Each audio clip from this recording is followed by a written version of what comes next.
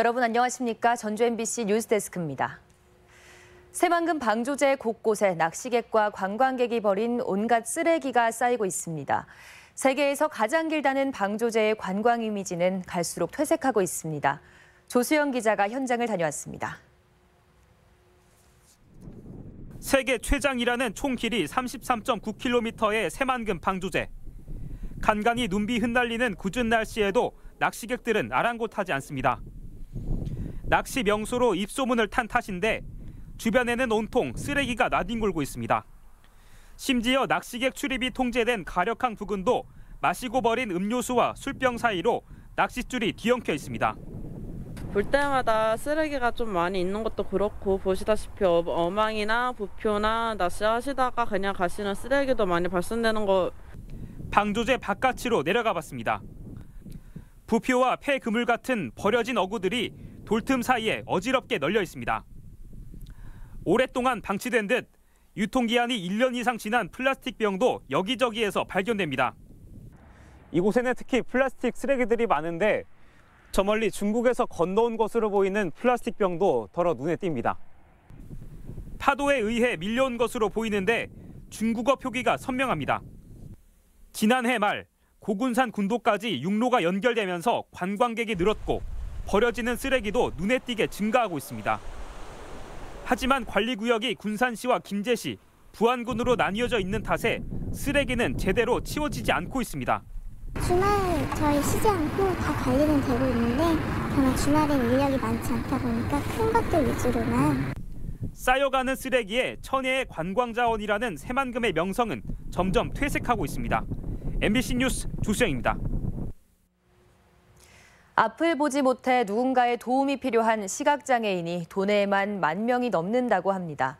거리 곳곳에 편의시설이 늘고 있는데요. 과연 시각장애인 분들은 편하다고 느끼고 있을까요?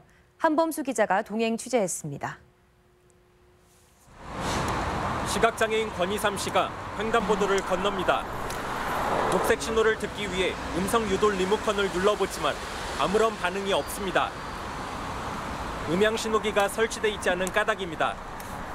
주변에 또 다른 횡단보도. 음향 신호기가 있긴 한데 신호음이 너무 작아 찻소리에 묻혀버립니다.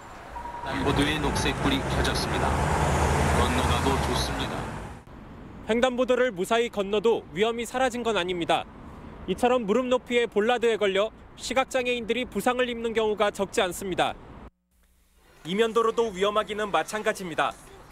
곳곳에 불법 주정차 차량과 광고물이 세워진 데다 언제 어디서 튀어나올지 모르는 차량에 긴장을 놓을 수 없습니다. 점자 블럭이라도 있으면 다행인데 이조차도 없는 곳이 태반입니다. 골목 같은 데서 차가 튀어나오면 놀래가지고 뒤로 넘어진 적도 있었고요.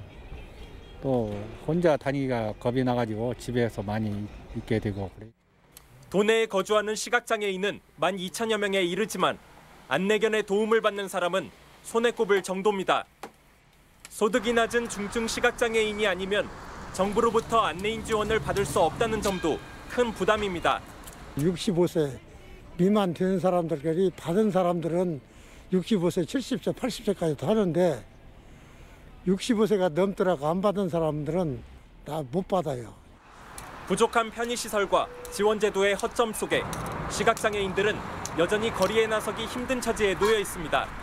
MBC 뉴스 한범수입니다. 도심 공원은 향후 2년 뒤부터는 땅 주인의 의지에 따라 모두 개발이 가능해집니다. 토지공원 일몰제 때문인데요. 시군마다 재원 마련과 개발 방식 찾기에 비상이 걸렸습니다. 임홍진 기자입니다. 익산의 소라공원입니다. LH가 공원 안에 공공임대주택을 짓는 사업을 계획하고 있고 익산시도 인허가에 적극적입니다. 익산의 마동과 수도산 등 다른 4개 공원에는 민간 사업자 개발 제안서가 접수됐습니다. 헌법재판소는 지난 2000년 도시공원은 향후 20년 안에 지자체가 매입해야 하고 장기 미집행 시설로 놔두면 사유재산권을 침해한다고 판결했습니다. 이른바 도시공원 일몰제에 따라 오는 2020년 7월부터는 토지주가 해당 사유지를 마음대로 개발할 수 있게 됩니다.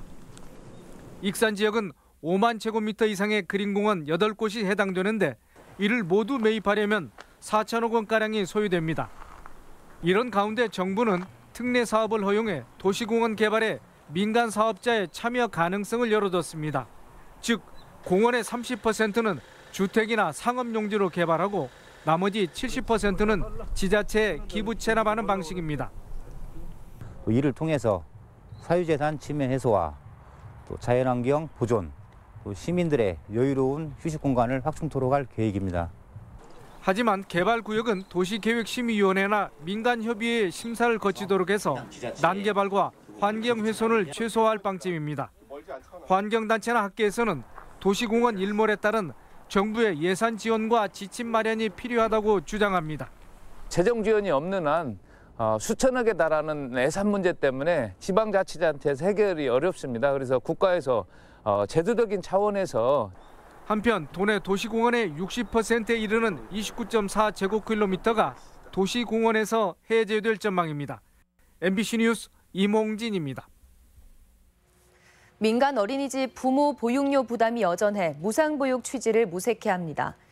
전국의 주요 자치단체는 영유아 보육법에 규정된 무상보육 취지에 따라 정부 지원 부족분인 민간 어린이집의 부모 부담 보육료 차액을 전액 지원하고 있습니다.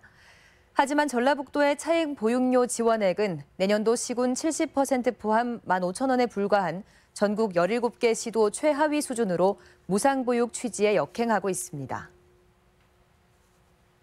출산율 저하로 셋째 아이 출산이 급감하고 있습니다.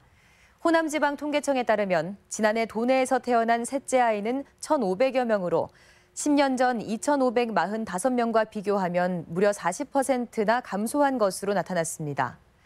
각종 출산 장려 시책에도 불구하고 아이 낳기를 꺼려하면서 한 자녀 가정이 47.6%로 절반을 차지했고 세 자녀 이상 가정은 역대 최저치인 13.5%로 추락했습니다.